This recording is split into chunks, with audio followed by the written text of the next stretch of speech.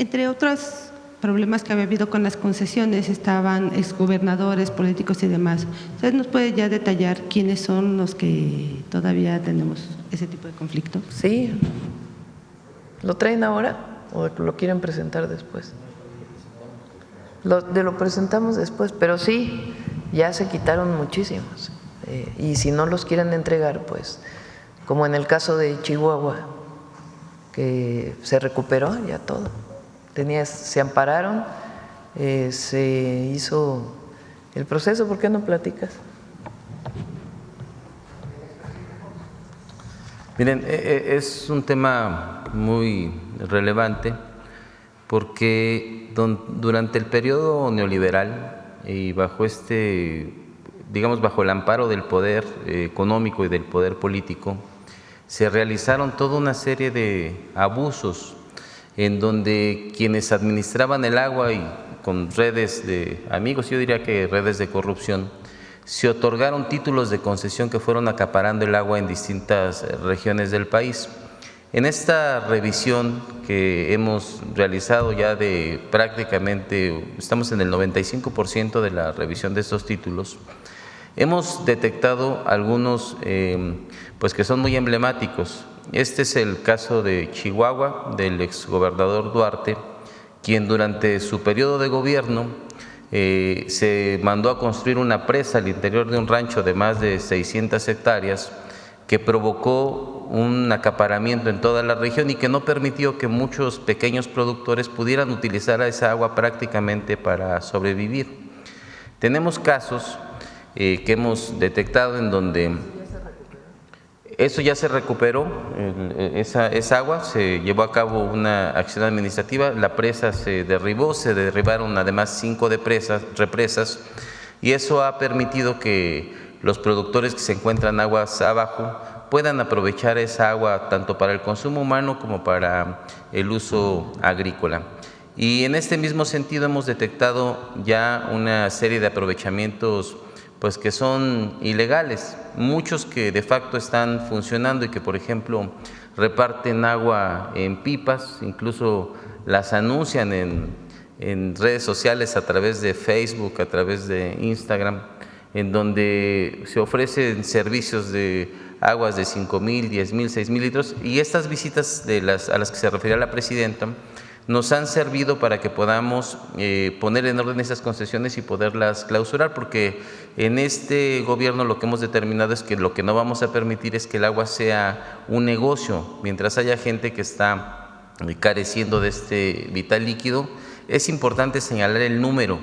Nosotros hasta el día de hoy llevamos ya más de 4,000 verificaciones. Una gran cantidad de estas verificaciones están terminando en sanciones, que son clausuras, y no solamente clausuras, estamos también incautando los equipos con los que se llevan a cabo estos procedimientos a través de un proceso jurídico que se lleva con denuncias que se llevan ante la Fiscalía, y también estamos retirando la infraestructura que se tiene, como fue el caso de la presa del gobernador Duarte, que se mostró aquí en este mismo espacio, y lo vamos a seguir haciendo. Si nos lo permite, Presidenta, en una siguiente visita vamos a presentar cuáles son los casos más emblemáticos y cuánto ha representado en la recuperación de volumen.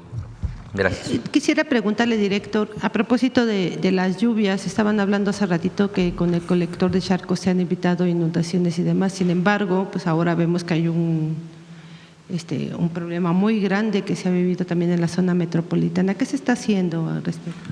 Miren, nosotros estamos realizando en conjunto con la Ciudad de México y con el Estado de México, estamos impulsando un proyecto, sobre todo para la zona oriente, que tiene 3 objetivos fundamentales. Por un lado, mejorar las condiciones de abasto de agua potable. Por otro lado, llevar a cabo acciones de saneamiento que nos lleven a la limpieza, sobre todo de los ríos. Y un elemento muy importante es el que tiene que ver con obras para prevenir inundaciones. Entre estas obras se encuentra el desasolve de ríos, que dicho sea de paso, hubo un esfuerzo muy importante en este periodo.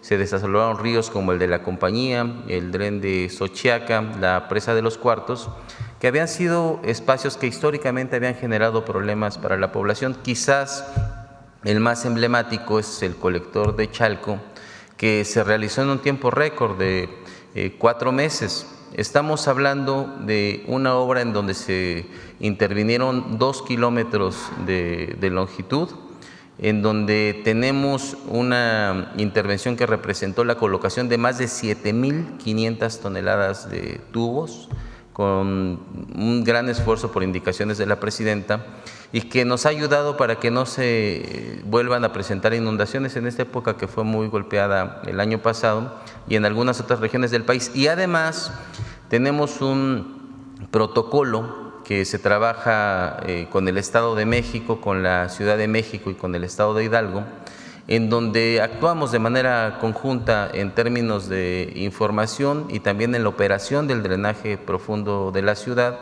que nos ayuda a atender estas condiciones de emergencia. ¿Qué vamos a hacer el siguiente año? Vamos a continuar con este programa que iniciamos en 2024. Hoy representa alrededor de 140 acciones. Tiene una inversión de 2.482 millones que se están haciendo de manera conjunta. Y además se ha contemplado ya una planeación en la que estamos detectando cuáles son esos puntos más urgentes que se tienen que atender, por ejemplo, para para construir o rehabilitar cárcamos de bombeo, sustituir redes de drenaje que ya se encuentran en deterioro porque han tenido muchos años de funcionamiento.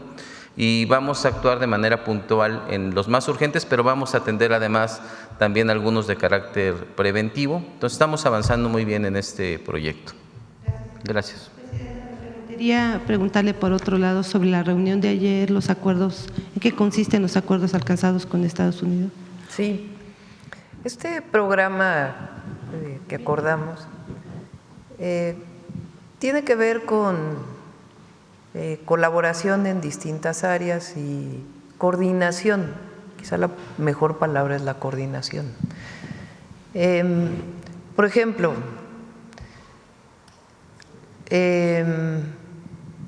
algún objetivo generador de violencia, una persona vinculada con algún grupo delictivo que genera violencia.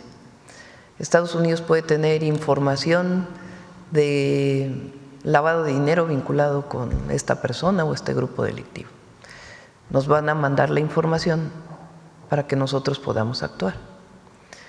También puede ser al revés, que nosotros tengamos información de qué pasa con la droga después de cruzar la frontera. Esa información pues se le da a Estados Unidos para que ellos puedan actuar en su territorio. ¿Qué otros temas? Capacitación. Estados Unidos puede capacitar a alguna de las Fuerzas Armadas en algún tema y ellos también van a venirse a capacitar, por ejemplo, en el plan de N3, que lo tiene muy desarrollado la Sedena o la Defensa o el plan Marina que tiene desarrollado la Marina y que ellos no tienen estas capacitaciones. Temas de operaciones espejo en la frontera, por ejemplo, información que se sepa de tráfico de armas que va a venir de Estados Unidos a México, que ellos tienen información, no pudieron detenerlo, nos dan la información para que haya la operación en el instante, en tiempo real, o sea, se pasa información de manera directa, no un grupo de trabajo con alguna investigación, sino el Comando Norte le puede dar información a Defensa para decir sabemos de un cargamento de armas que no pudo ser detenido aquí, va para allá, y entonces se hace una operación de este lado. Esos son el tipo de acuerdos que tomamos o que están en este programa de trabajo. Hay temas, por ejemplo, de la campaña contra el fentanilo, que también viene en el acuerdo relacionado con el programa. Y hay 4 principios sobre los cuales se basa el programa, que fueron los que ayer presentamos en el comunicado. No sé si tienes el comunicado conjunto, que para nosotros era muy importante. Por todas estas declaraciones que se llegaron a hacer de algunas personas vinculadas o no con el gobierno de Estados Unidos, de que era necesaria una intervención de fuerzas de Estados Unidos en nuestro país. Entonces, quedó muy claro en el programa que dice: los gobiernos de México y Estados Unidos reafirman su cooperación en materia de seguridad, la cual se basa en los principios de reciprocidad, es decir, que es de un lado y del otro. Respeto a la soberanía e integridad territorial. Para nosotros pues es fundamental que quedara claro. Responsabilidad compartida y diferenciada.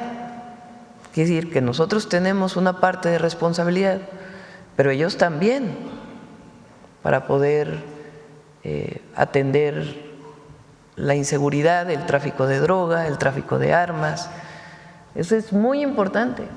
Responsabilidad compartida y diferenciada, así como la confianza mutua. Hay que tener confianza, ellos tienen que tener confianza en que nosotros estamos actuando en nuestro territorio y nosotros confianza de que ellos actúan en su territorio. Fue una reunión muy cordial, hablamos de cómo se ha reducido el fenómeno migratorio.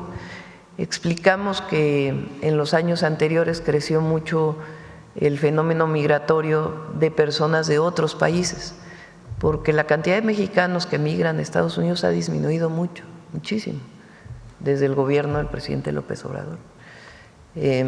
Pero se incrementó el tránsito por nuestro país y eso se fue disminuyendo, y después, cuando entra el presidente Trump, disminuye aún más por una decisión que ellos toman de quitar el asilo a través de esta aplicación que se llamaba CBP-1. Entonces se hizo una presentación de ese tema, les presentamos también pues los avances que hay en seguridad, la estrategia que seguimos, y ellos también a su vez pues presentaron algunos temas. Entonces fue una reunión cordial y creo que pues el resultado es bueno para el país. El secretario de Estado específicamente le pidió a usted que pudiera haber más agentes estadounidenses en territorio para el combate a narcos. No fue tema.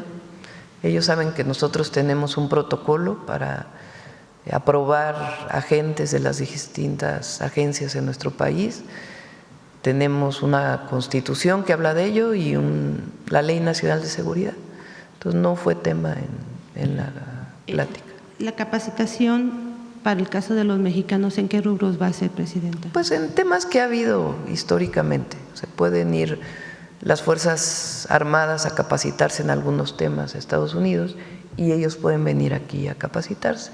Es parte, digamos, de la cooperación y colaboración de ambas Fuerzas Armadas. Combate a drogas, no lo sé. Sí, pues capacitaciones relacionadas con uso de equipamiento, en fin.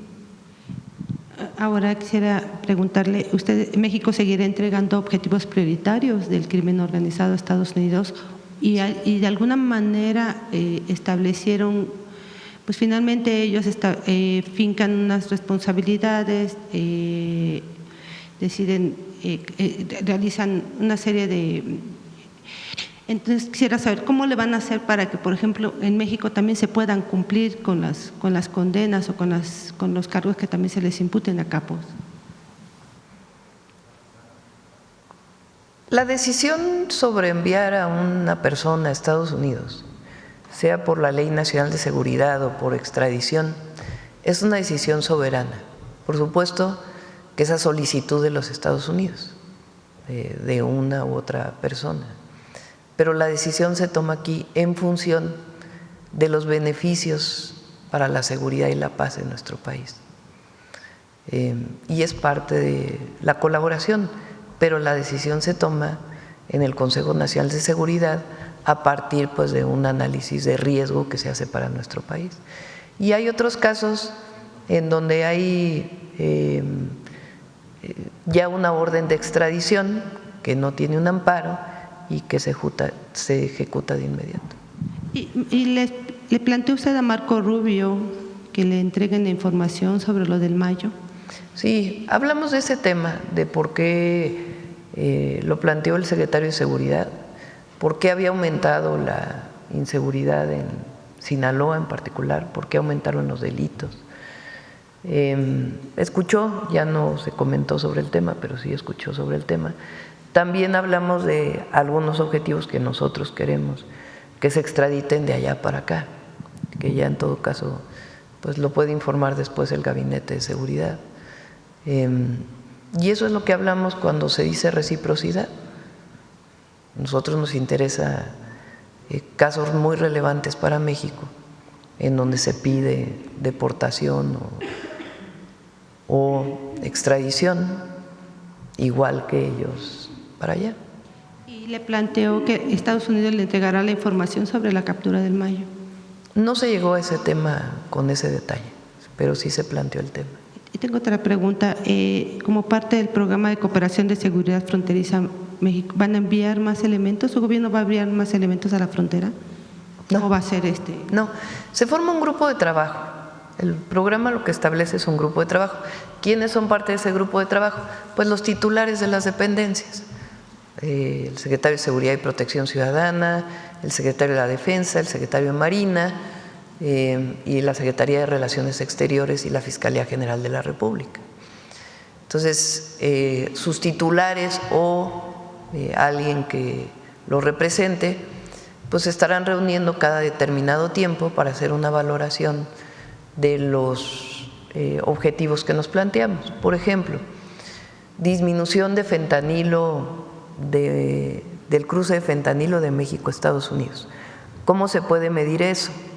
Pues a través de las incautaciones de fentanilo que hace Estados Unidos en la frontera, en su frontera sur. Si hay menos incautaciones, pues quiere decir que aquí las estamos deteniendo para que no pasen para allá. Entonces, ese es un indicador. Entonces, ese grupo de trabajo va a evaluar, bueno, pues aumentó un poco. ¿En qué lugar aumentó? En este lugar, bueno, pues qué medidas tomamos para que disminuya. Al revés, tráfico de armas. ¿Qué información tenemos nosotros de las incautaciones de armamento? ¿Qué tiene que hacer Estados Unidos del otro lado para poder disminuir el paso de armas de Estados Unidos a México? Entonces, ese grupo de trabajo va a estar evaluando cada determinado tiempo estos indicadores y tomar decisiones si se puede, cómo puede hacerse para disminuir aún más. Pues no se descarta o sí el envío de más elementos del ejército a la frontera. No está planteado, sino más bien a partir de la evaluación de los indicadores, qué otras acciones se tienen que tomar. Si, por ejemplo, se encuentra que el tráfico de fentanilo se está incautando más en cierta frontera en alguno de los estados, porque la delincuencia encontró que por ahí puede haber una ruta, pues entonces se fortalece la vigilancia de un lado y del otro de la frontera. Sobre el tema, perdón, la extensión, presidenta, ¿cómo van a resolver las barreras comerciales y no comerciales bilaterales para promover la prosperidad de ambas naciones? ¿Qué acordaron? Está trabajando Marcelo Ebrard, el secretario de Economía. Ellos nos plantearon, incluso lo publicó el presidente Trump en la última llamada, ellos tienen una serie de planteamientos, ya lo habíamos platicado aquí, donde dicen que hay problemas relacionados, porque no es necesariamente violaciones al tratado, sino barreras, así les llaman, al tratado comercial y a lo que está escrito en el TEMEC. Tienen alrededor de 50 y entonces se ve una a una. Nosotros también pues hemos planteado otros temas, por ejemplo, el tema del jitomate, pues también el jitomate pues es un tema que está, esta medida que tomaron de poner aranceles al jitomate, pues no tiene que ver nada con el tratado comercial, ¿verdad? Entonces nosotros también lo ponemos sobre la mesa. O el cierre de la frontera a la exportación de ganado, pues nosotros también lo ponemos sobre la mesa porque nos interesa que lo más rápido posible se abra la frontera. Y ellos tienen estas barreras que han planteado, algunas que nosotros consideramos que no son barreras y se les da los argumentos, y otras donde podemos ver si se puede llegar a algún acuerdo. Entonces se ve punto por punto. Esa es una mesa alterna de trabajo que coordina el secretario Ebrard. Por mi parte nada más. Hoy recibe a los de Ayotzinapa. Hoy recibimos ¿A qué hora? a los padres de Ayotzinapa a la 1 de la tarde. Ay, ¿nos podría adelantar algo sobre la reunión?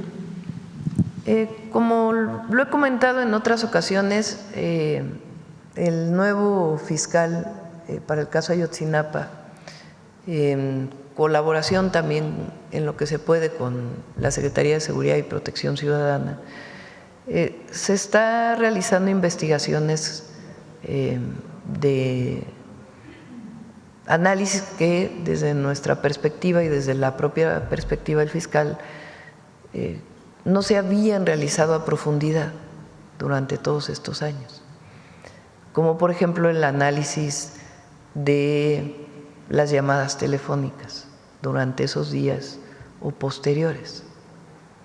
Entonces se está haciendo un trabajo pues científico relacionado con eso. Los madres y padres están enterados y ahora se les van a dar algunos avances de esas investigaciones, pues que tienen que tener también su secrecía, no se puede dar toda la información, pues porque precisamente se está en el proceso de investigación. Pero están dando nuevos elementos que en su momento pues no se habían considerado. Entonces eso es lo que tocamos en las reuniones, además de otras peticiones que ellos han estado haciendo y que se les informa de los avances. Sobre el tema, a ver aquí el compañero del 11. Buenos días, presidente. Arturo Arellano, de Canal 11. Presidenta, el secretario de Estados Unidos, Marco Rubio, reconoció ayer la responsabilidad de su país en el trasiego de armas. ¿Qué opinión le merece esto? Pues muy bueno, ¿no? No sé si haya alguien más así que públicamente, además estando en México, lo haya reconocido, de la importancia, y lo planteó en la reunión, de la importancia que tiene que ellos hagan lo que tengan que hacer para que disminuya el tráfico de armas de Estados Unidos a México. Pues es muy importante. En otro tema, presidenta, saber si le han dado un reporte sobre los daños causados por el huracán Lorena en Baja California Sur y Sonora. Sí, está Laura. No tenemos hasta ahorita ningún reporte de daños graves, pero estamos ahí muy pendientes de la situación y a ver si Laura tiene algún informe en particular ya ahorita en la mañana. Presidenta, en otro tema, ¿cómo va la entrega de las tarjetas Finavien con los paisanos en Estados Unidos? ¿Tendrá algún reporte si ya dieron más tarjetas? Sí, prácticamente se duplicaron y ya habían crecido. Invitar a los paisanos y paisanas a que entren al sitio de Finavien para poder sacar su tarjeta y poder hacer transferencias electrónicas que evitan que tengan que pagar el 1% de impuestos de manera legal, porque recuerden que las transferencias electrónicas no pagan y las que pagan son en efectivo. Entonces, invitarlos a que accedan a su tarjeta Finavien. ¿Se sigue manteniendo Finavien en los primeros lugares? Sí, el lunes ya que nos lo presente Iván Escalante. Presidenta, mis compañeros de Canal 11 visitaron los campos de cultivo de chocolate del bienestar en Tabasco. Las y los productores dicen que la estrategia les ha ayudado a comercializar el cacao a precio justo. Aparte de esta estrategia, ¿qué otros mecanismos se podrían establecer para combatir el intermediarismo que ellos llaman coyotaje? Pues hay que ampliar el programa, sobre todo en Tabasco, en particular el cacao de Tabasco, que ahí en la zona donde se está trabajando, pues es el mejor cacao del mundo, la verdad. Entonces, como digo, es un proceso muy bonito, de mucha beneficio social, ambiental y de comercio justo.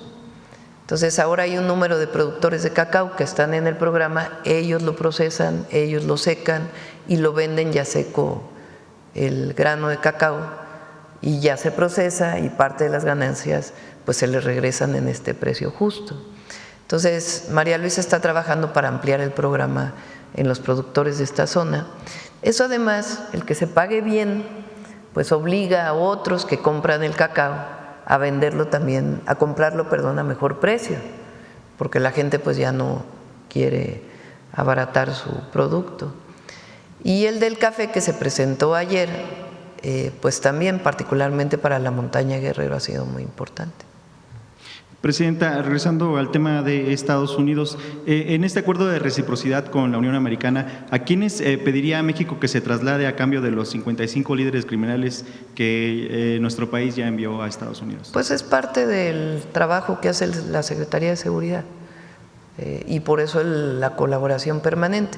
Hay mecanismos de extradición que se siguen protocolariamente a través de la Secretaría de Relaciones Exteriores, pero ayuda el que haya pues este grupo, porque algunos objetivos que le interesan a México en distintos temas puedan dársele la importancia por parte del gobierno de Estados Unidos. Una última pregunta, Presidenta. ¿Cuál es su opinión sobre la reducción de salario de las y los ministros que se dio a conocer ayer en la página oficial del máximo tribunal por parte del presidente Hugo Aguilar Ortiz? Si su salario lo están reduciendo de 206,000 pesos a 137,000. Pues qué bueno, ¿no? La verdad. Fíjense, el primer acto de la Corte, muy simbólico. Bueno, el primero fue abrir las puertas. Y el segundo, pues es bajarse los salarios. Es muy, muy simbólico. Muchas gracias, Presidenta. A ver, aquí. Buen día, Presidenta. Manuel Pedrero, de los Reporteros MX. Aprovechando la presencia del personal de Conagua, se mencionaba en una de las láminas el caso de Tabasco para evitar las inundaciones. Es un hecho que Tabasco, al ser una planicie, tiene una facilidad tremenda para inundarse, y la verdad la solución que se da gobiernos tras gobiernos es el tema del dragado. Pero más allá del dragado y de las lluvias naturales que azotan al estado, también el tema de la presa Peñitas, que se encuentra en Chiapas. La razón, o una de las razones, uno de los factores enormes que ocasionó las inundaciones en el 2020 fue que Peñitas estaba sobre capacidad de agua, estaba al 105, 107% de su capacidad, y al abrirla tantito se empeoró de manera grave las inundaciones en Tabasco. En caso de que se siga manteniendo a sobrecapacidad la presa, pues Dios no quiera, explota y Tabasco desaparece bajo el agua.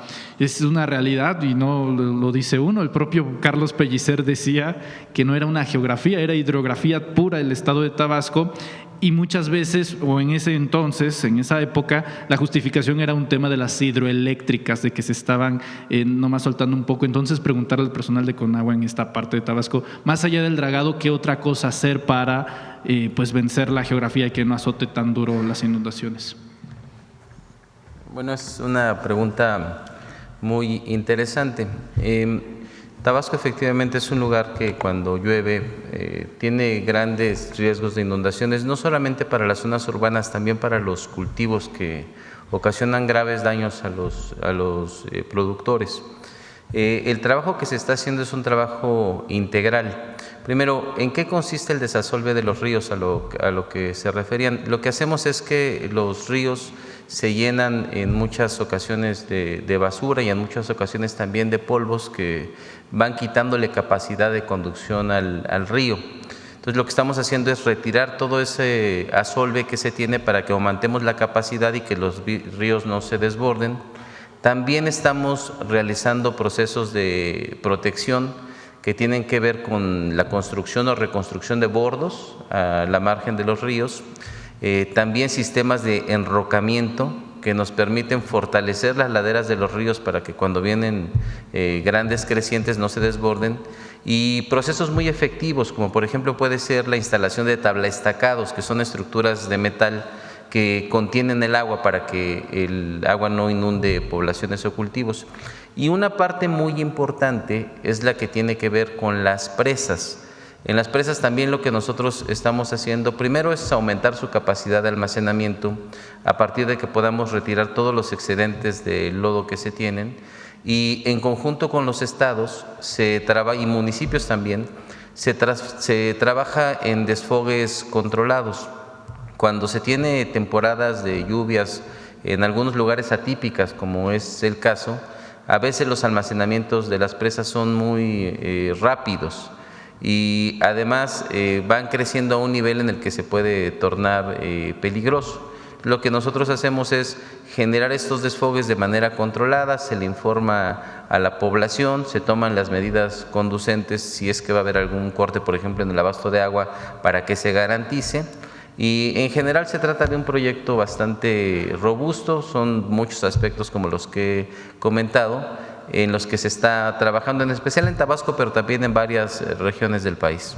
Aprovechando que ya tiene la palabra, director, en el caso de la Ciudad de México, platicando con expertos ambientales y que saben sobre el tema del drenaje, nos platican en Reporteros MX que el 80% de la tubería del drenaje se encontraría comprometida más que nada por las raíces de los árboles, que para usar un término reservado uno mejor, se las estarían devorando y que eso las estaría obstaculizando para controlar el tema de las inundaciones. Si usted nos pudiera compartir qué tan cierto o falso puede ser una situación de estas.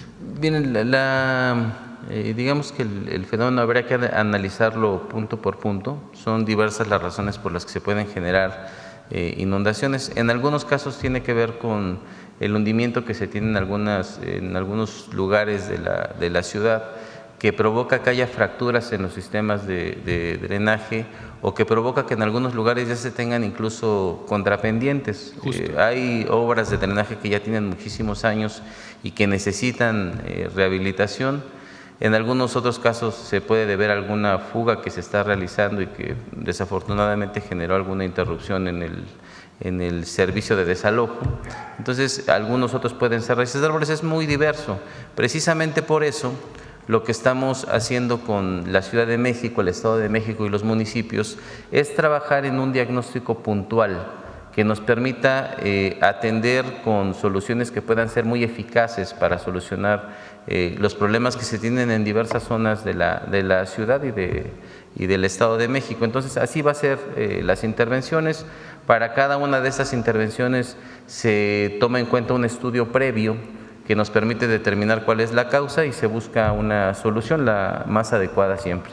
Gracias, director. Para usted, presidente, en todo caso, entonces valdría la pena, si es que se necesitara una inversión federal para, si se encontraran dañadas o con la necesidad de rehabilitarse el drenaje de la Ciudad de México.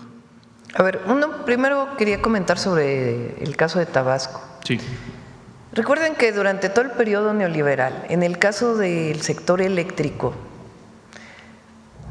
se generaron muchas distorsiones en la operación del sistema para beneficiar a los privados. Las plantas hidroeléctricas de Comisión Federal de Electricidad comenzaron a operar no durante muchas horas al día, sino pocas horas, para poder beneficiar a las plantas privadas que generaran más y se les pudiera pagar más. Se llegó al nivel de decir que la hidroeléctrica no era una energía limpia, para no darle la posibilidad a las plantas de Comisión Federal de Electricidad que entraran a operar al mismo nivel que operan, por ejemplo, las eólicas del Istmo. Entonces, a las renovables privadas se les decía, tú tienes prioridad para entrar a operar, porque la energía eléctrica se consume al mismo tiempo que se genera. Cuando se consume, se está generando al mismo tiempo. Y hay demandas más altas en la noche y demandas más bajas en el día. Entonces, hay un área que se llama el Centro Nacional de Control de Energía que decide qué plantas entran a funcionar de acuerdo con la demanda, que trabaja en tiempo real y a partir de la historia. A las plantas hidroeléctricas que son limpias porque no generan emisiones, ¿están de acuerdo? Pues si se genera la electricidad a partir de una caída de agua, pues no es como una planta que está funcionando a partir de combustible y que genera emisiones.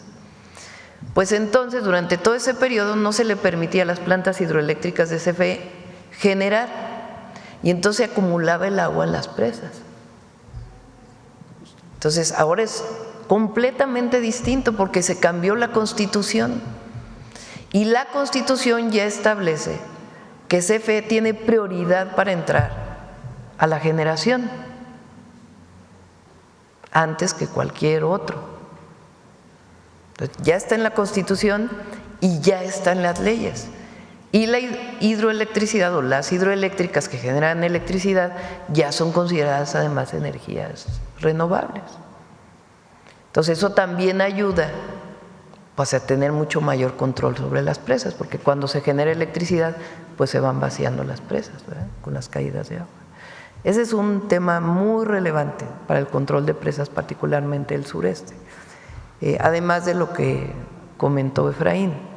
Sobre el tema de la ciudad,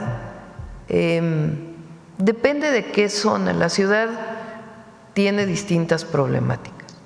Por ejemplo, allá donde yo fui jefa delegacional en Tlalpan, hay zonas que no tienen drenaje, tienen fosas sépticas. Entonces, cuando llueve muchísimo, lo que hay son pozos de absorción. No es un drenaje que lleve hasta los drenajes profundos de la ciudad, sino hay pozos de absorción. Entonces, ahí más que los árboles u otros temas, pues el tema es que hay que estar desasolvando permanentemente esos pozos de absorción para que tengan la capacidad para llevar el agua, porque Tlalpan pues es una zona volcánica. Hay otras zonas, como por ejemplo ahí por la glorieta de Vaqueritos, que sí requiere una obra mayor para poder conectarse al drenaje, al túnel emisor oriente. Hay otras zonas, por ejemplo aquí cerca del aeropuerto, en la Venustiano Carranza, que ahí se hizo una obra muy importante también de bombeo de agua, pues que se está hundiendo por la sobreexplotación del acuífero, y es lo que decía Efraín, pues ya los drenajes no están así, sino que están así. Y aparte, pues temas relacionados también con los árboles en otros lados. Entonces, un trabajo permanente, tanto de prevención, de desasolve, etcétera, etcétera, como de ir sustituyendo y recursos para ir mejorando el sistema.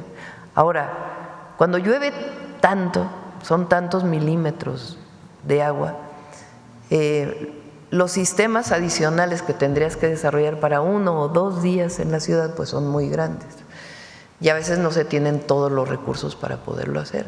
Entonces se van priorizando las obras, cuáles obras tienen que hacerse primero, cuáles después. Pero la ciudad, la zona metropolitana, pues tiene una inversión billonaria, yo diría, en todos los sistemas de drenaje, y se ayuda ahí en lo que podemos, y es parte del programa integral de zona metropolitana, tanto a la ciudad como al Estado de México. Insistiendo con su reunión el día de ayer con Marco Rubio, ¿se barajó la posibilidad o la eventualidad de un encuentro presencial con el presidente Trump? No ha sido tema todavía, no está, digamos, en la agenda pronto. Vale la pena hacer el comentario. A ver. Fíjense, ayer, Alito otra vez allá en Washington, fíjense nada más, hasta hacen el ridículo, la verdad, o sea, allá, ¿no?, diciendo, es que el gobierno de México está vinculado con los narcos. Y aquí Marco Rubio, secretario del Departamento de Estado, felicitándonos por el trabajo que tenemos en torno a la delincuencia organizada y la buena cooperación que hay. Ayer Gil Schwartz también, en una entrevista en Fox, diciendo quién sabe qué, tanta cosa, pura mentira. Y mientras aquí, acordando el programa de colaboración conjunta. O sea, toda esta cosa de narcopresidente, narcopresidenta, bla, bla, bla, bla, bla. Fíjense lo que hubiera querido la oposición, la derecha, los conservadores. ¿Qué hubieran querido? Que no hubiera habido un acuerdo, ¿no?, un entendimiento. Estaban así, pero ay, que le vaya re mal a la presidenta, por favor. Que vengan a regañarla o que vengan a, no sé, a decirles que la lista de los políticos que están vinculados, ¿no? Así estaban. Eso es lo que se dedican a decir los comentócratas, ¿no?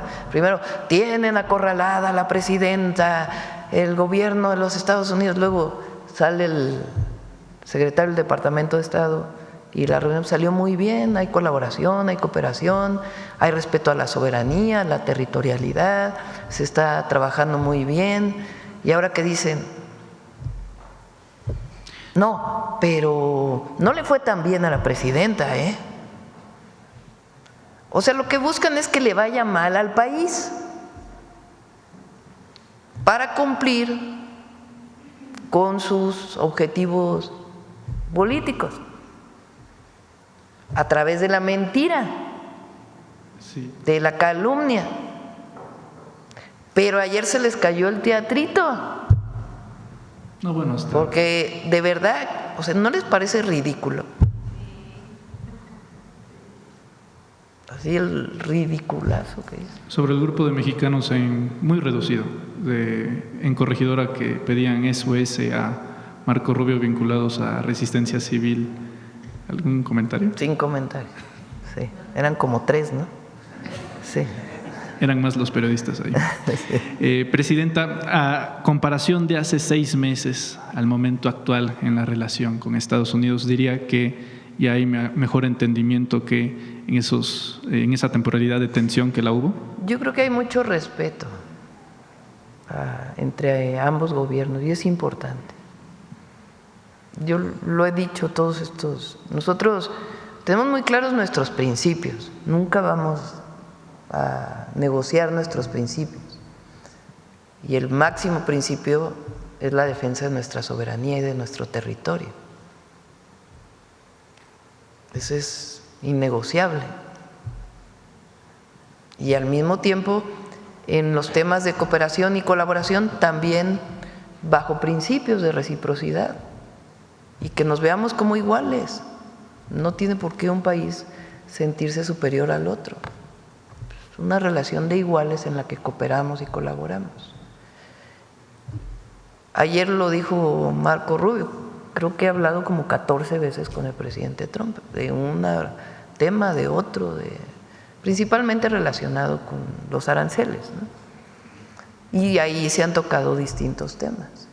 Pero siempre hemos tenido muy claros cuáles, sin estridencias tampoco, sino sencillamente muy claro qué es lo que podemos trabajar conjuntamente y qué cosas pues tienen límites, y el límite es el respeto a nuestra soberanía y a la decisión del pueblo de México de conducir su futuro. Y cuando uno tiene claro eso, pues va convenciendo también al otro. Entonces, creo que hemos logrado una muy buena relación.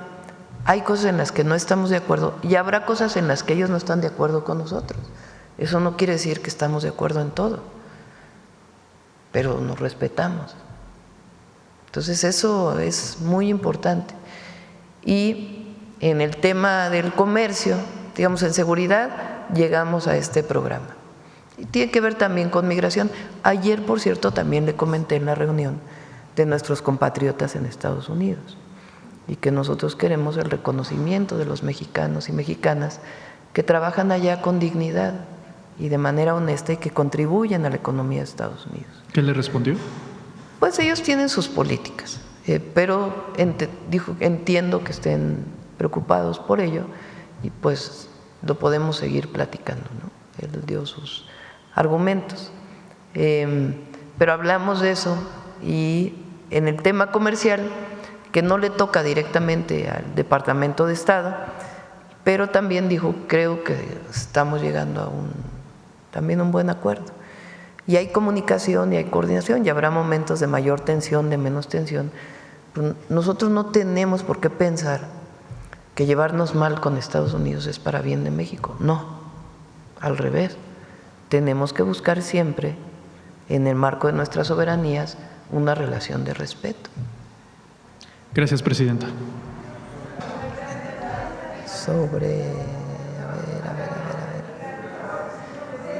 A ver, vamos con la compañera que no ha preguntado y ahorita vamos atrás.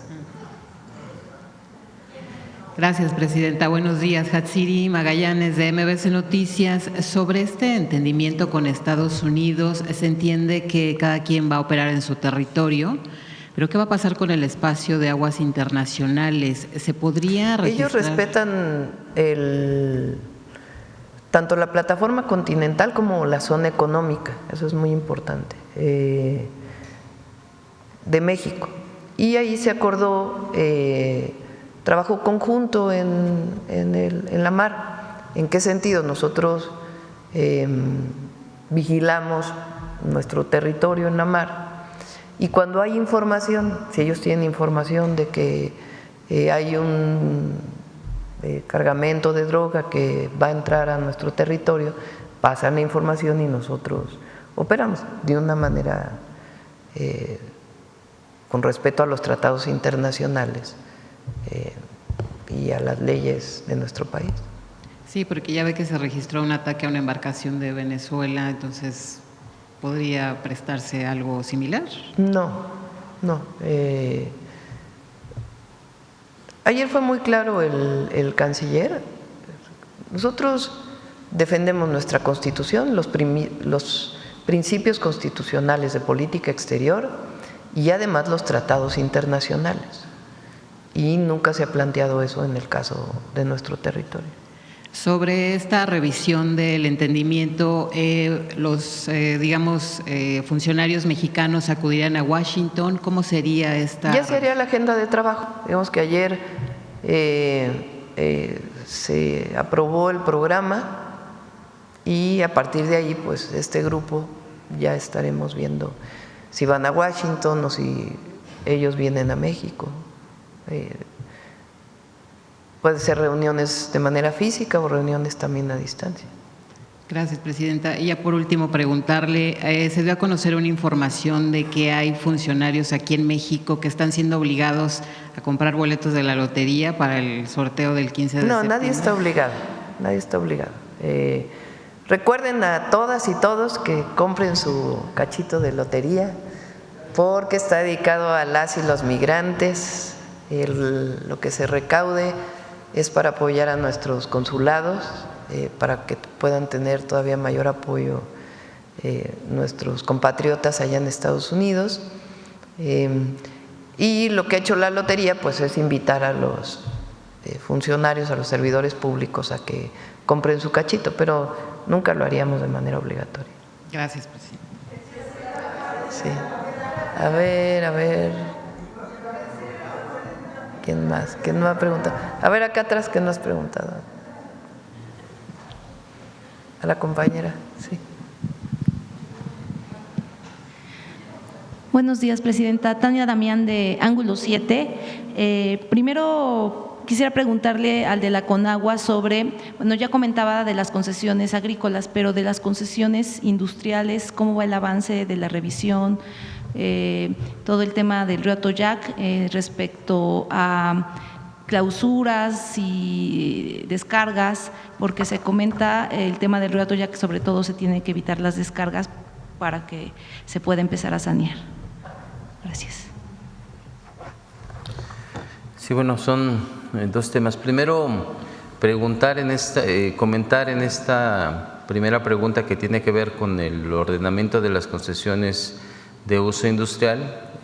Comenzamos con un gran acuerdo en donde, como lo comentó la presidenta hace unos minutos, lo que hicimos con la industria fue pedirles que se devolviera todo ese volumen que tenían concesionado y que actualmente no estaban utilizando. Forma parte de la revisión de esos más de 535,000 títulos de concesión y me da pie para comentar otro efecto muy importante que ha tenido esta revisión de títulos de concesión y de ordenamiento. Además de los 4,000 millones de metros cúbicos que hemos logrado recuperar, que hemos logrado desprivatizar, también hemos logrado que se pague por el agua que se está utilizando. Y les doy el siguiente dato. En el comparativo de el año 2024, de agosto del 2024 con agosto del 2025, hemos incrementado la recaudación por derechos de agua en 3,000 millones de pesos. Y esto tiene que ver con que estas industrias y estas empresas que estaban utilizando el agua también paguen el volumen correcto que están utilizando. Entonces ese ha sido un efecto muy importante. En cuanto a el saneamiento de los ríos, es un plan muy ambicioso que tiene que ver con diversas acciones. ¿Cuáles son? Por ejemplo, estamos realizando el dragado de los ríos, como ya lo mencioné, para incrementar su capacidad. Estamos haciendo recorridos a pie a lo largo de todo el cauce de los ríos.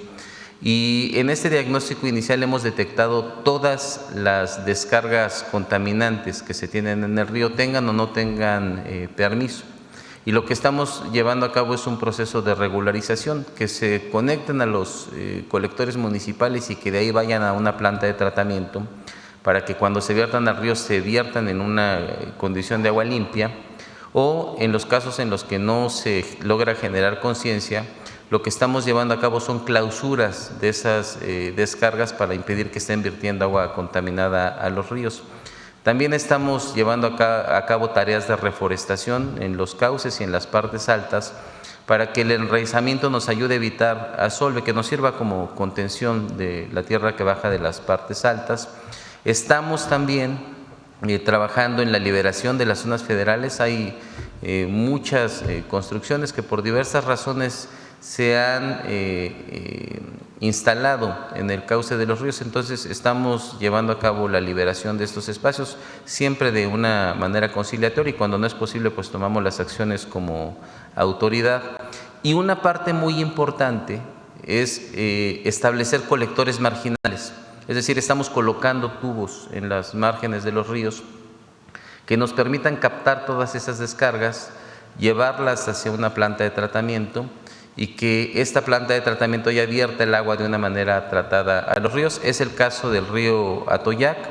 Ya está en marcha la rehabilitación de la planta de Tlaxco y también la construcción de colectores marginales y reforestación y todo lo que me he referido para sanear los primeros 32 kilómetros del río. Estamos comenzando en la parte de Tlaxcala y también estamos llevando acciones en la parte de Puebla. Entonces es un programa muy completo, es un programa integral que va a ayudarnos a que los primeros 32 kilómetros estén en condición totalmente óptima, y los siguientes años vamos a continuar con estas mismas acciones a lo largo de todo el río.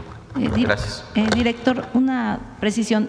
Concesiones industriales de estas 536,000, ¿qué porcentaje tiene y si han detectado alguna? O sea, bueno, se están regularizando, pero ¿qué porcentaje de concesiones industriales son? Miren, concesiones industriales son, ¿tienes el número, Mauricio, de cuántas son?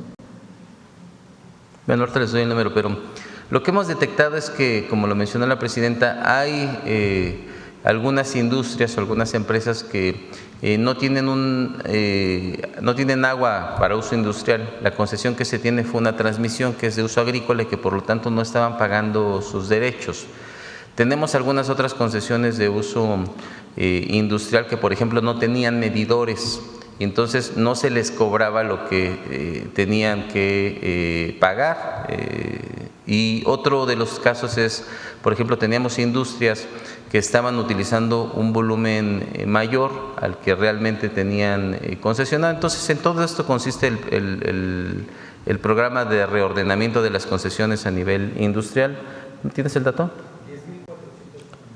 Son 10,400 títulos de concesión de carácter industrial. Y de este total, ¿cuántas encontraron con esta situación de que su permiso no estaba adecuado? Bueno, en este momento no traigo el dato preciso, es un volumen pues bastante amplio y son muchos los usos, pero con gusto lo compartimos al final.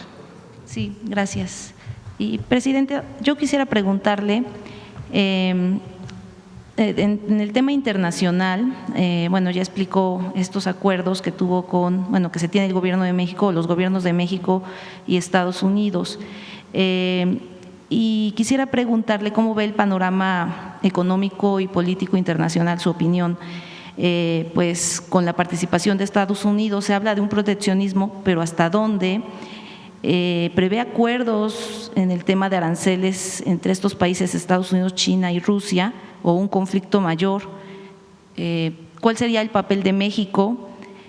Estamos hablando de temas como cooperación, multilateralidad, inteligencia artificial, ciberseguridad.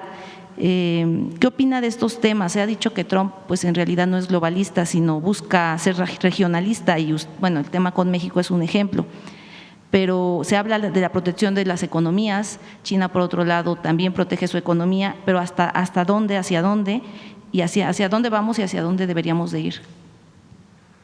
Bueno, es evidente que la llegada del presidente Trump cambió el marco internacional del comercio, no es obvio, y que él planteó una visión que tiene, que es de poner aranceles, de poner tarifas a todo aquello que viene de otros lados y se importa por parte de los Estados Unidos, y que lo que se importa tiene que pagar un arancel. Esa es pues la posición que él tuvo desde el primer día. Y ahí ha ido tomando acuerdos con distintos países, con algunos todavía no llega a acuerdos. ¿Qué pasa con el caso de México? Pues nosotros tenemos una buena posición respecto al mundo porque hay un tratado comercial que en su gran mayoría se ha respetado. Y hay temas en donde seguimos trabajando, por ejemplo, las tarifas, los aranceles que se pusieron a la exportación de vehículos, al acero y al aluminio, y por otro lado que no tienen que ver directamente con el marco de seguridad, en donde ese fue el argumento para poder poner los aranceles, pues está el tema del jitomate y el cierre de la frontera a la exportación de ganado. Y en ese ámbito pues nosotros buscamos primero pues defender el tratado comercial, creo que ellos también, porque beneficia a las dos economías, a las tres economías, incluido Canadá. Y en los temas en donde todavía hay una tarifa que consideramos muy alta, pues estamos buscando un mejor acuerdo. En esa circunstancia estamos. Ahora, ya digamos el marco internacional nos llevaríamos otra mañanera, porque pues sí, nosotros siempre hemos dicho la mejor manera para competir con el crecimiento de China y otros países pues es mantener el tratado comercial como región. Incluso lo hemos planteado que deberíamos de ampliar ese tratado comercial hacia el sur. Eso fortalecería mucho a América Latina, América, al continente, en el marco internacional. Pero bueno, ya los temas directos de Estados Unidos con otros países, pues ya podríamos platicar de eso en Pero otra ocasión. ¿prevé conciliación entre estos tres países que son países importantes, Estados Unidos, China y Rusia? ¿O cuál es su previsión al respecto pues, en estos momentos? Sí, pues es parte, digamos, de este crecimiento de algunos países. Estados Unidos representaba un porcentaje del PIB en los 60, 70, muy importante, del PIB mundial. Y China ha ido aumentando su participación en esa generación de la riqueza en el mundo. La India también, recuerden, los países más poblados del planeta. Y Rusia pues también tiene su posición. Europa también cuenta, aunque ha disminuido también su participación. Entonces, en ese marco, pues es que se da la situación actual relacionada con las tarifas. Y nosotros siempre vamos a buscar poner todo lo que pueda hacer México para que pueda haber un arreglo y que no haya conflicto, ni relacionado con conflictos bélicos, ni con guerras comerciales, que tampoco creo que deban ser. Los gobiernos tienen derecho en el marco internacional pues a tomar las mejores decisiones para su país. Gracias. Vamos a ver quién más. No, ya, a ver, hay muchos que ya hablaron mucho de este lado. A ver aquí la compañera, a ver qué nos dice Proceso. Gracias, Presidenta. Buenos días, Dalila Escobar de Proceso. Primero, preguntarle, con esta situación que dijo que Marco Rubio escuchó el tema de lo del mayo como un planteamiento, porque él fue el que preguntó, porque más bien se planteó el tema de por qué se había incrementado. se hizo una exposición de cómo está la situación en el país y cómo hemos ido bajando los homicidios.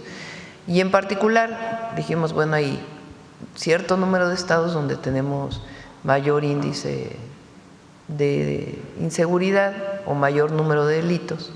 Y en particular en Sinaloa, pues tiene que ver con la pugna de un grupo delictivo que antes actuaba junto y que ahora no. Y eso tiene que ver con la detención de esta persona. Sí, y justo usted decía que no se llegó al planteamiento de solicitud de información. Sabemos que la Fiscalía lo ha hecho en varias ocasiones, pero… Y también Relaciones Exteriores. Y Relaciones Exteriores, ¿por qué no creyó pertinente mencionarlo? Pues se mencionó en el sentido de cómo fue esta detención, pero ya no se avanzó en ese tema. Bien. Gracias, Presidenta. En otro tema, preguntarle sobre este asunto de la…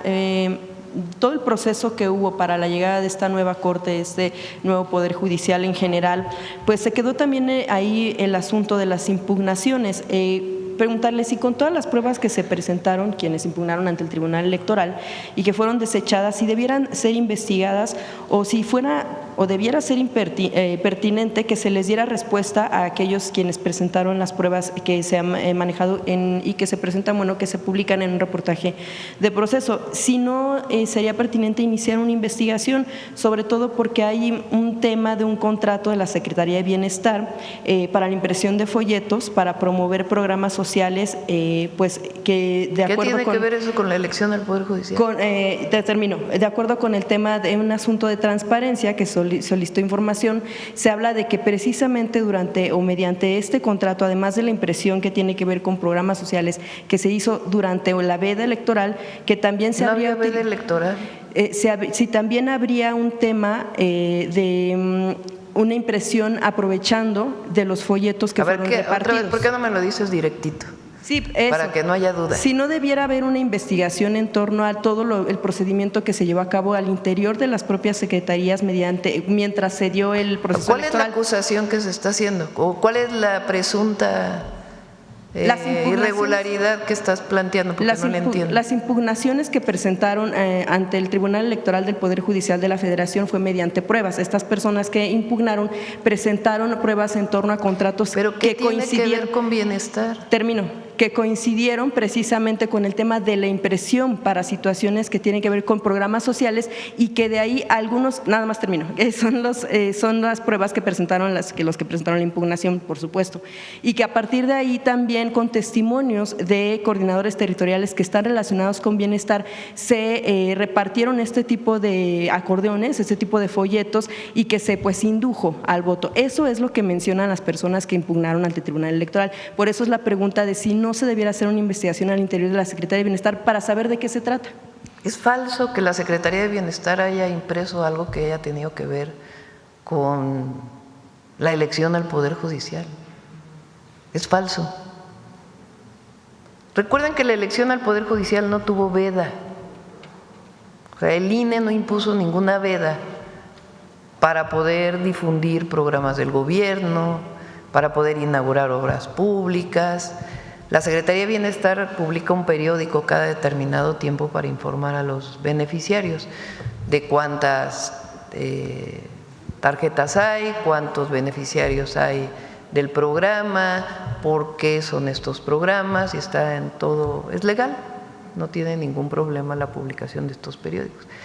Pero insinuar que la Secretaría de Bienestar tuvo que ver con alguna impresión relacionada con el Poder Judicial, pues es falso.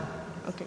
Y bueno, porque también hubo ahí un contrato, no será la investigación para ver si no hubo coincidencia, para quitar dudas, sobre todo porque la pregunta está en el asunto de pues la actitud del Tribunal Electoral que desechó todo este tipo de impugnaciones, que si hubiera más dudas que certezas de no iniciar una investigación al respecto con las pruebas que se estaban presentando, de acuerdo con los cuestionamientos que hacen, pues finalmente quienes impugnan por no quedar también en la elección.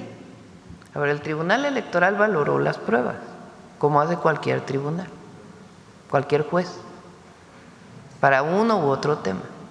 El Tribunal Electoral valoró las impugnaciones y dijo, estas impugnaciones no presentan las suficientes pruebas para decir que hubo un resultado en la elección al Poder Judicial que haya sido influido por las impugnaciones que se están presentando. Esa fue su resolución. Aunque bueno, también recordemos que sí hay legislación para temas de ejercicios democráticos, en este caso como consultas, etcétera, que tiene que ver con una cuestión también de cómo se manejan las secretarías de Estado durante estos periodos, precisamente por el tema de la inducción del voto. Se haya impuesto o no en el periodo, sí existe una legislación en torno a esta situación. Pero a ver, es que estás implicando una cosa que yo no puedo aceptar. Y si hay una denuncia particular, pues que se presente y que se le pida a la Secretaría Anticorrupción que haga la investigación. O sea, hay canales. Pero lo que tú estás implicando con tu pregunta es que la Secretaría de Bienestar influyó de alguna manera en la elección al Poder Judicial, y eso lo niego. Si hubo algún servidor público de la Secretaría de Bienestar que hizo algo indebido, pues que se presente la prueba. Pero que desde la Secretaría del Bienestar, desde su secretaria, sus servidores, haya habido una acción para poder influir en el Poder Judicial, eso es falso. Ahora, si hay una queja de algún servidor público, que se presente ante la Secretaría Anticorrupción y se hacen las investigaciones correspondientes. Bien, sobre todo, bueno, también en torno a este tema del Poder Judicial, ¿qué responder ante el cuestionamiento que se hizo en torno al asunto de la autonomía de poderes? Si, por ejemplo, solo se acudió a un evento de la Corte cuando se vio a quienes han manifestado abiertamente en favor del gobierno. ¿Tiene que ver o no con la decisión de haber acudido ahora a un evento de la Corte y que antes no se acudía cuando, por ejemplo, estaba Norma Piña? Sí, sí, tiene que ver. Pero también estaban todos los gobernadores de oposición. O sea, se invitó, por lo que entiendo, a todos los gobernadores. ¿Por qué asistí yo a la toma de protesta y no hubiera asistido al informe de Norma Piña? Pues se explica por sí mismo. Bien, Presidenta, en otro tema también que me da mucho gusto que haya una nueva Corte. No voy a influir en sus decisiones en lo más mínimo. No voy a respetar la autonomía del Poder Judicial.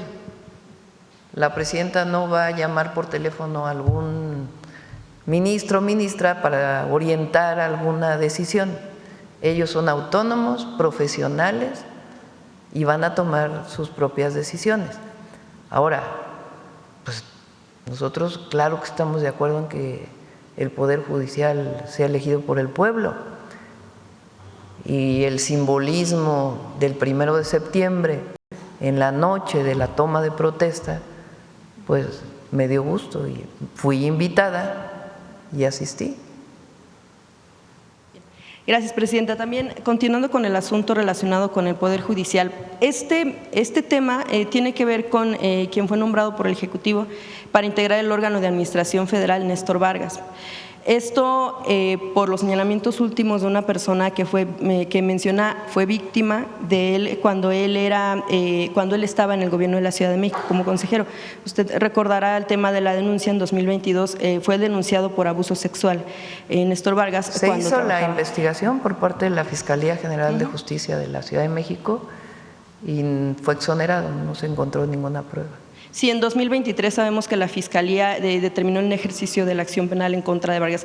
Recientemente la víctima, ahí va un poco también la pregunta, cuando se da a conocer este nombramiento, este cargo, pues le envía un cuestionamiento en torno a que obviamente lo que ella vivió fue un proceso muy complicado, un proceso judicial complicado en el que muchas de las cuestiones de la resolución están relacionadas con los testigos presentados. Ernestina Godoy es una mujer, si algo tiene Ernestina, que era entonces Ernestina, fiscal general, es que es una feminista defensora de los derechos de las mujeres, que lo ha demostrado durante toda su vida, toda su vida. Ernestina afrontó casos de servidores públicos del gobierno de la ciudad acusados de abuso y abrió carpetas, y cuando se encontró la culpabilidad no tuvo ningún recato en presentar la orden de detención a un juez. En este caso, esas mismas personas hacen la investigación y encuentran que no hay pruebas suficientes.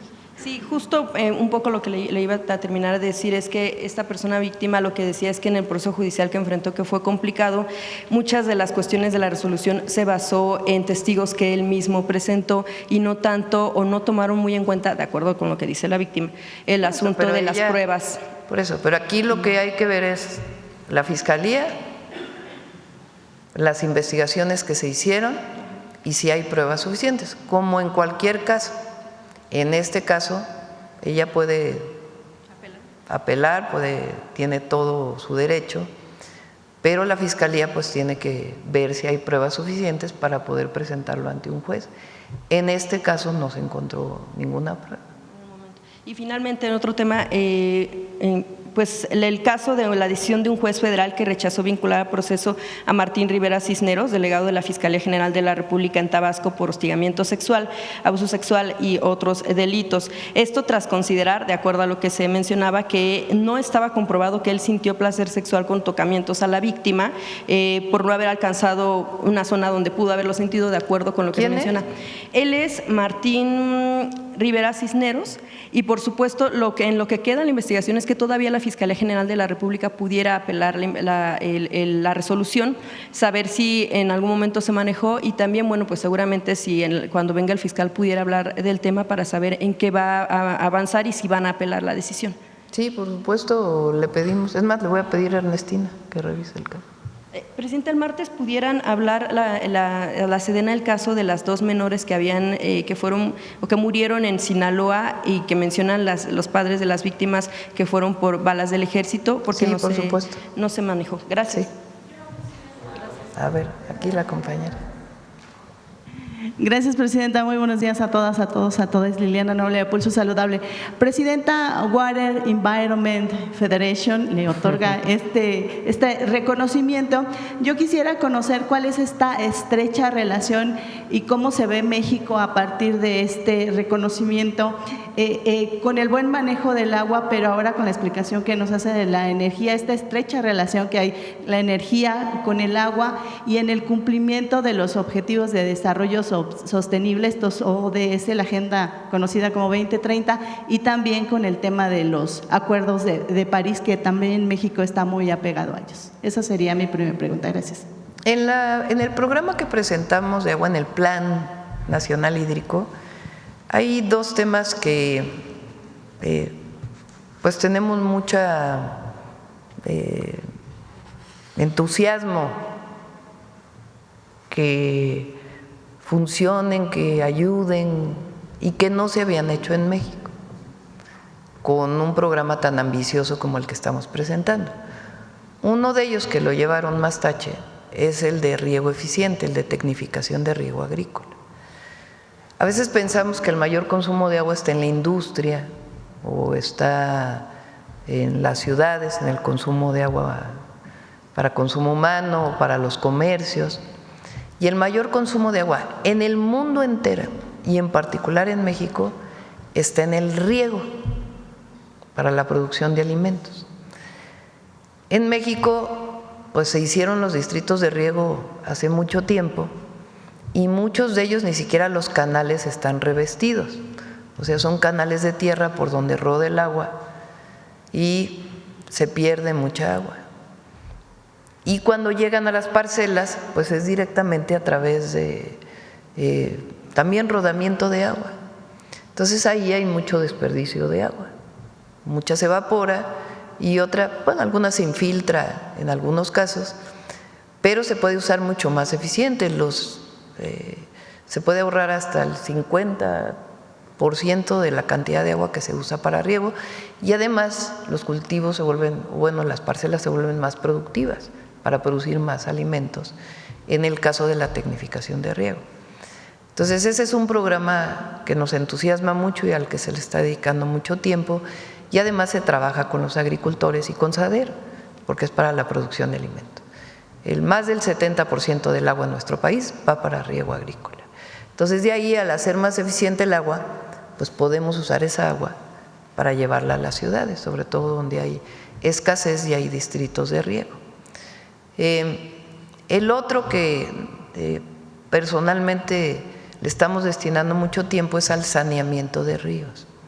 El río Atoyac, que se tocó hace poco, es el río más contaminado del país. En toda la zona de Puebla y Tlaxcala hay mucha producción de mezclilla. Y la mezclilla utiliza agua para el lavado y los tintes y los químicos en muchos casos se vierten directamente al río. Entonces ya no solo es contaminación porque el drenaje de las ciudades se va al río, sino que esta ya es contaminación más tóxica, son químicos. Entonces queremos sanear el río Atoyac. ¿Cómo se hace? Pues con plantas de tratamiento, con drenajes marginales, convenciendo a las empresas, porque no se trata de que se deje de fabricar mezclilla, sino que se haga de una forma en que no contamine el río. El río Tula es un río muy contaminado que afecta mucho a la ciudad de Tula. El Lerma Santiago, pues es un río también muy contaminado que además se utiliza para riego agrícola, las aguas negras. Entonces son dos proyectos que no habían sido planteados en su magnitud en ningún periodo de gobierno, en ninguna administración, y pues van a dar muchos beneficios al país. Entonces le estamos dedicando mucho tiempo y recursos para ello, y trabajamos con municipios, con el Estado y también con ejidatarios, comuneros y con la producción industrial. Presidenta, y en este interés del reordenamiento de las concesiones, ¿podríamos aspirar a pensar que en algún momento las escuelas ya puedan tener este acceso a los bebederos de agua ininterrumpido y que los ciudadanos ya no tengamos que pagar por el agua embotellada, sin el afán de ofender a ninguna compañía, pero generan dos tipos de contaminación? Usted es la experta, el asunto del PET que no se deshace nunca y que de pronto no todas ellas tienen esta conciencia de la economía circular y de reutilizarlo. Y el segundo es que le pega al bolsillo del ciudadano, estar gastando 100 pesos mensuales para poder tener agua potable es algo oneroso. ¿Esto podría pasar en algún momento, Presidenta? Pues ese es el objetivo con los proyectos estratégicos. Hay zonas de mayor escasez de agua y el objetivo pues es que haya agua disponible y además entubarla para que pueda llegar a las casas y que haya plantas de potabilización. Entonces sí, pues es el derecho al agua. Y en una segunda pregunta, Presidenta, tuve la oportunidad de platicar con un grupo de mamás, de estas que se forman en sociedad de secundarias diurnas.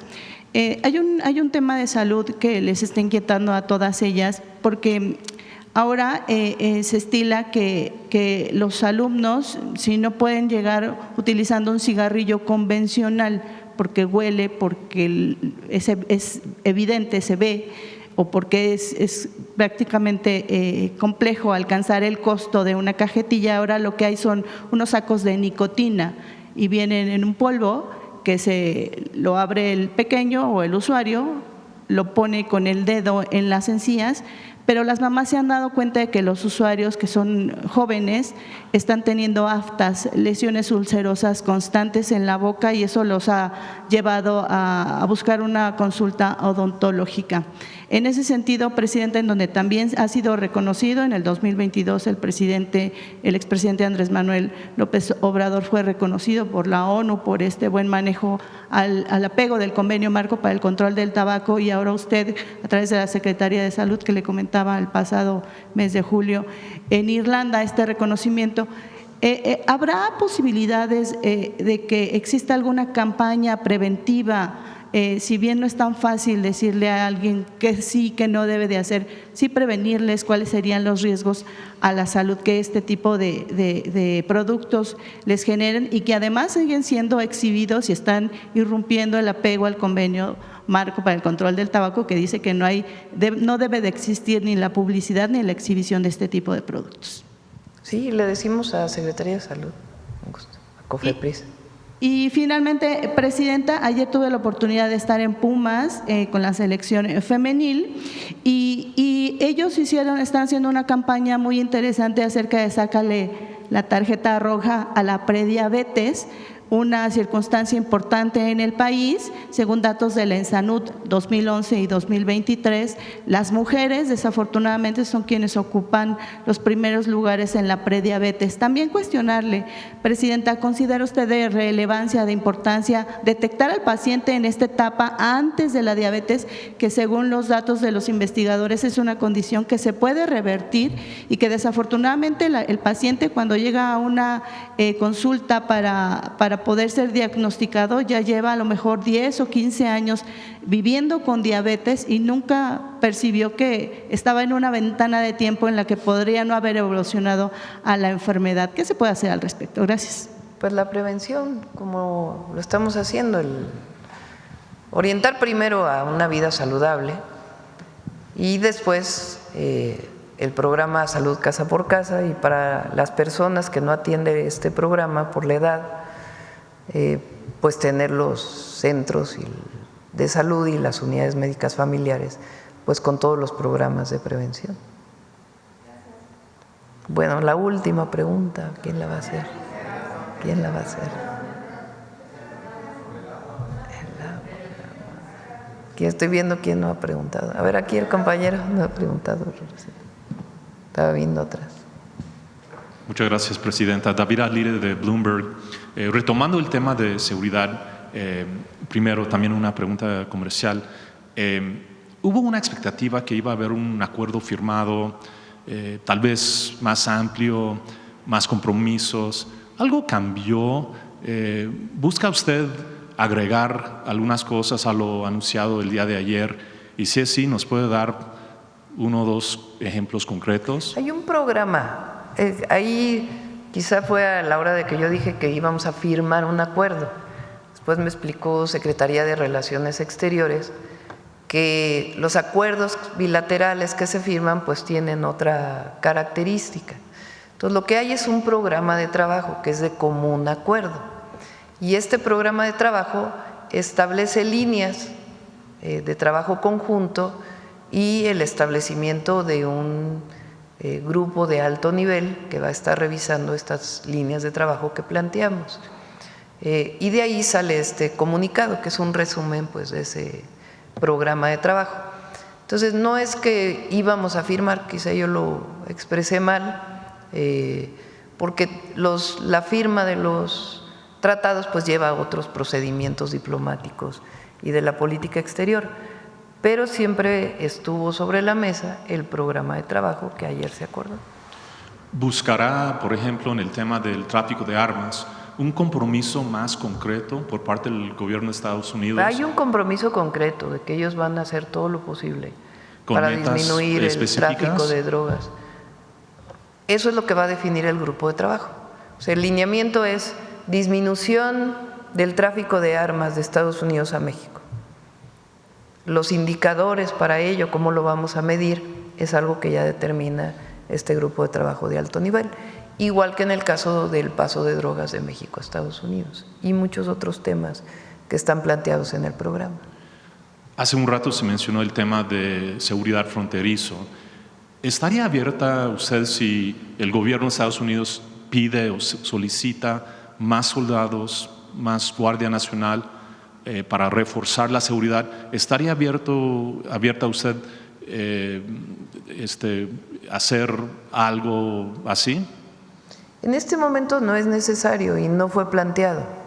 Lo que hay es lo que expliqué, en el sentido de un grupo de trabajo que si se encuentra que hay más cruce de fentanilo en cierto lugar de la frontera, pues se van a tomar decisiones de ambos lados de la frontera para evitar. Si eso significa más tropas en determinado lugar para hacer más revisiones, para evitar el tráfico, pues se hace eso.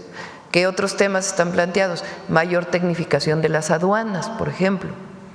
Pero sí sería posible mandar más soldados, más Guardia Nacional. Pero no está planteado como que sea más Guardia Nacional completa la frontera, sino a partir del análisis que se haga con este grupo de alto nivel, de decir si hay en cierta zona donde se requiere reforzar la seguridad con tropas de la Guardia Nacional, se hace, como lo hemos hecho, por ejemplo, en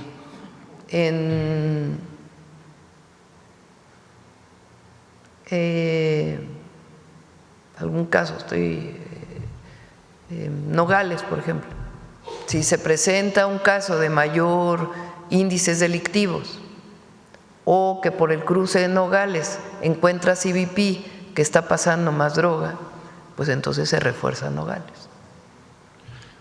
En el tema comercial, con lo anunciado el día de ayer, ¿piensa usted que ayuda a Sí, posiblemente por supuesto. eliminar o por lo menos bajar los aranceles que Recuerden ha anunciado que el gobierno de Estados Unidos? El acuerdo que tenemos, bueno, más que acuerdo, el esquema al que se llegó de las conversaciones que tuvimos con el presidente Trump, la primera vez que México tuvo aranceles ya con la administración del presidente Trump, estuvo vinculado con el tema del tráfico de fentanilo, si ustedes lo recuerdan. En esa primera llamada que tuvimos es cuando acordamos enviar los 10,000 elementos de la Guardia Nacional a la frontera norte y a partir de ahí conseguimos un mes de pausa en los aranceles. Cercanos ya al mes de pausa de los aranceles, el siguiente acuerdo que tomamos fue, o bueno, el siguiente ofrecimiento, digamos, que hizo el gobierno de los Estados Unidos, que es lo que existe hasta ahora, es que todo aquello que se exporta por el tratado, el TEMEC, tiene arancel cero. Todo aquello que se exporta fuera del TEMEC tiene un arancel del 25%. Ese es el momento que estamos viviendo. México exporta el 80% a través del TEMEC. Hay un 20% que no. ¿Por qué ese 20% no tenía arancel aun cuando estaba fuera del TEMEC? Porque hay un acuerdo de la Organización Mundial de Comercio que se llama Nación Más Favorecida y se exportaba a través de ese esquema de Nación Más Favorecida. Cuando publica el gobierno de Estados Unidos que fue el acuerdo de negociación o lo que estableció el gobierno de Estados Unidos frente a la plática que tuvimos, es que ese 25% está dado relacionado con el tráfico de fentanilo. ¿Sí se entiende? Entonces, el 25% de arancel que tenemos en muchos productos, la publicación del gobierno de Estados Unidos, el decreto del gobierno de Estados Unidos, le pone 25% de arancel relacionado con el tráfico de fentanilo. Entonces, ¿cuál es lo que planteamos? Si disminuye este problema, pues nosotros evidentemente estamos pidiendo que se reduzca ese 25%, pero al mismo tiempo estamos haciendo otras estrategias, que eso que no se exportaba a través del tratado, pues tenga las reglas de origen, produzca más en México para poder ser exportado a través del tratado comercial. Entonces, posiblemente en los próximos días, semanas, sí vamos a ver algún anuncio así de… Pues no sé si días o semanas, pero es parte de lo que estamos trabajando en estas mesas de diálogo. Última preguntita del tema comercial. ¿Está usted considerando imponer aranceles a importaciones de China para tal vez proteger algunas industrias aquí en México o algunos trabajos en particular aquí en México? No es a China. Nosotros tenemos acuerdos comerciales con muchísimos países del mundo. México tiene, por ejemplo, en el periodo del presidente López Obrador, se pusieron aranceles a todos los países con los que no tenemos acuerdo comercial a acero, a importación de acero. Entonces, sí estamos considerando poner, pero como parte del Plan México, que planteamos desde que entramos al gobierno, algunos impuestos arancelarios con los países con los que no tenemos tratado comercial. Entre ellos también se encuentra China, pero no es el único país. ¿Algunas industrias en particular sobre importaciones chinas? Ya lo anunciaríamos en su momento, pero es parte de lo que hemos venido haciendo, no es nuevo. Nosotros en diciembre pusimos aranceles a la importación textil en un decreto que realizó la Secretaría de Economía. ¿Por qué? Para proteger la industria textil de nuestro país. ¿A quiénes son? A todos los países con los que no tenemos acuerdo comercial. Por último, Presidenta, tenemos entendido que la directora de Citigroup ha estado aquí en México recientemente, quizás esta semana o la semana pasada. ¿Usted tuvo reunión con ella? ¿Y qué nos puede decir sobre, bueno, qué tan pronto podría ser la venta de acciones de Banamex? Y bueno, primero eso. La recibí hace varias semanas, estuvo aquí, inclusive lo publicamos en las redes, pero ya el tema directo de la venta de Banamex les corresponde a ellos informarlo en su momento. El presidente López Obrador hablaba de condiciones, de, por ejemplo, que Banamex debe de estar en manos mexicanas, hablando de una posible venta, y también de que no debe de haber despedidos masivos. ¿Usted coincide con estas dos condiciones? En general, sí. ¿Quién define cómo las características técnicas? Pues Secretaría de Hacienda, esencialmente, la Comisión Nacional Bancaria y de Valores. Pero bueno, ya podemos hablar después de que anuncie, les corresponde a ellos anunciar las características de la venta de Banamex. Muchas gracias. Sí. Bueno, ya cerramos porque ya es muy tarde. Que se dio a conocer por parte de Estados Unidos. En la reunión que tuvimos, sí, hablamos de la incautación de los laboratorios que se han desmantelado. Incluso de Washington fue a Texas Carlos Guzmán de 4 Media Telecomunicaciones. Fíjense, es muy interesante esto. O sea, ellos, el secretario Rubio, reconoció que ellos tienen que hacer su parte, incluso lo dijo en la conferencia de prensa que después dieron él y el canciller. Digo, hay una parte que tiene que hacer México y otra parte que tenemos que seguir avanzando nosotros, o sea, como gobierno de los Estados Unidos. Entonces, no sé qué otro antecedente haya, pero nos parece muy bien que hayan reconocido esta parte, que es algo que nosotros hemos estado insistiendo. Un decomiso grande, creo que fueron 30,000 toneladas de precursores químicos básicamente. Lo podemos platicar mañana si quieres sobre ese tema. Bueno, cerramos.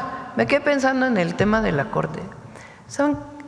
Hay algunas personas que les molesta muchísimo, por ese racismo que todavía hay en nuestro país, que un indígena sea presidente de la Corte.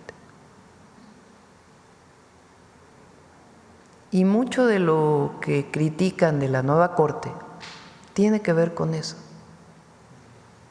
Hay todavía esta idea de que solamente hay algunos iluminados que pueden ser parte del Poder Judicial o de la Cámara de Diputados. Recuerdo cuando Morena decidió hacer tómbola para los plurinominales, la primera vez que se anunció eso, una indignación terrible, que cómo era posible que un ama de casa, que una trabajadora del hogar, que un campesino llegara a la Cámara de Diputados.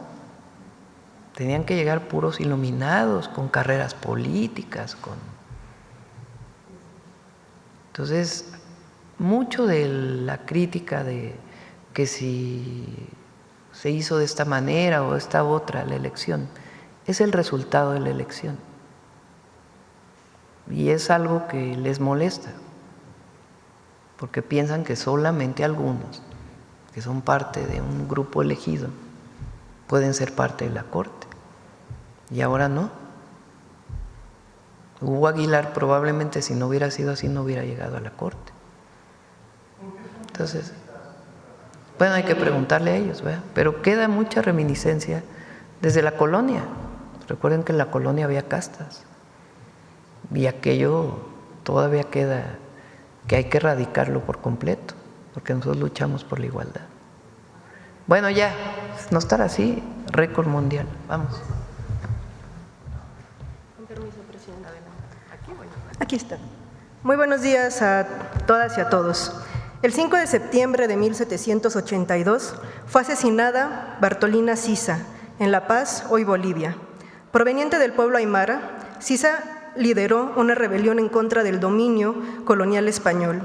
A pesar de la valerosa resistencia de ella y sus tropas, fue traicionada y entregada a las autoridades españolas, donde fue violentada de distintas maneras, enjuiciada y asesinada.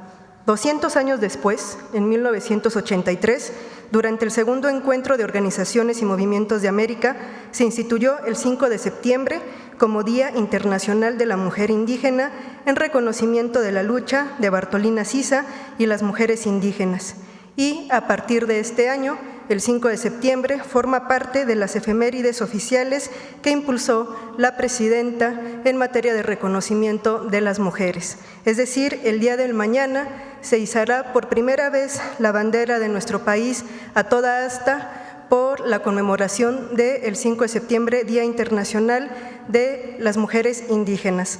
Desde que entró en vigor la reforma a la ley del escudo, la bandera y el himno nacionales, solamente habíamos tenido aniversarios luctuosos, el de Sara Pérez, Leona Vicario y Carmen Cerdán, que implicaba el izamiento a media asta, pero por primera vez el día de mañana se izará a toda asta.